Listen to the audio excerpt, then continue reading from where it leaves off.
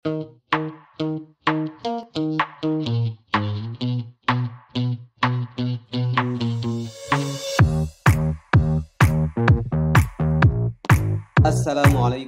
warahmatullahi wabarakatuh.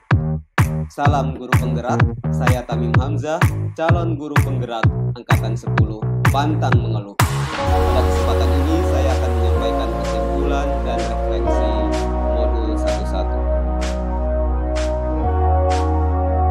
Apa yang saya percaya tentang murid dan pembelajaran di kelas? Sebelum saya mempelajari filosofi Ki Hajar Dewantara dalam dunia pendidikan.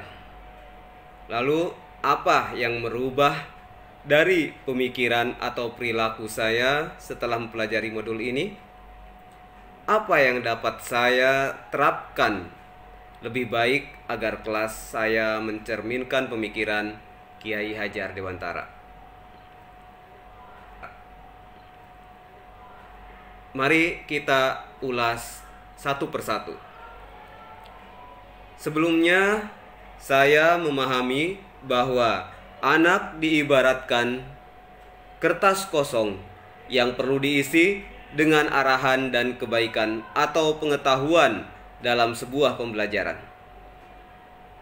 Teori tabula rasa dari bahasa Latin kertas kosong itu yang pertama saya pahami, merujuk pada pandangan epistemologi bahwa seorang manusia lahir tanpa isi mental bawaan, dengan kata lain kosong, dan seluruh sumber pengetahuan diperoleh sedikit demi sedikit melalui pengalaman yang dan persepsi alat indranya terhadap dunia di luar dirinya.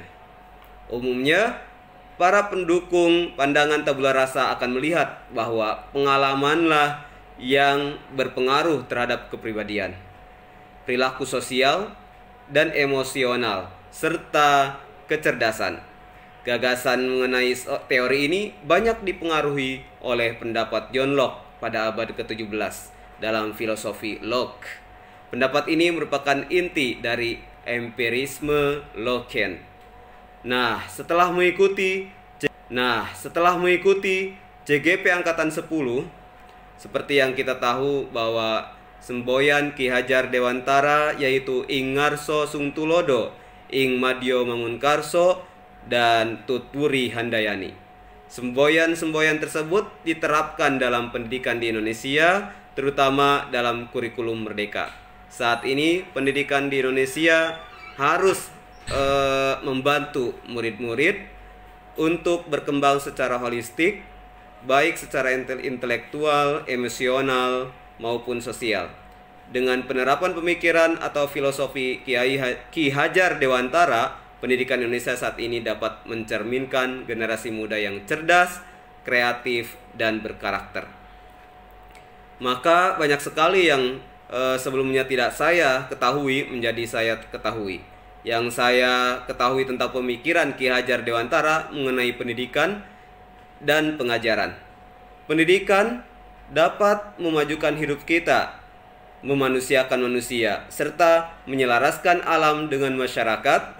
Selain pendidikan yang berkaitan dengan ilmu, pendidikan jasmani juga diterapkan oleh pemikiran Ki Hajar Dewantara, karena untuk menyeimbangkan dan menyehatkan diri sendiri serta untuk mendapatkan turunan yang kuat. Dalam kegiatan mendidik dan mengajar, kita juga bisa menerapkan permainan-permainan untuk mengolah rasa, raga, jiwa peserta didik agar seimbang.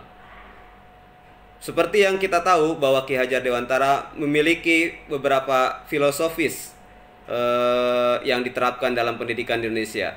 Pendidikan menurut KHD merupakan tuntunan hidup, karena pendidikan merupakan kecakapan yang harus dimiliki oleh setiap anak, bahkan setiap warga Indonesia. Pendidikan mampu menuntun manusia untuk menjadi lebih baik dalam berkarakter, karena pendidikan juga mengajarkan budi pekerti kepada siapa saja yang mempelajarinya. Pendidikan memiliki arti yang luas, tidak hanya terbatas dalam kegiatan di sekolah, tapi kegiatan di luar sekolah. Saya ingin diri saya menjadi lebih termotivasi dalam menjadikan siswa lebih baik dan berkarakter.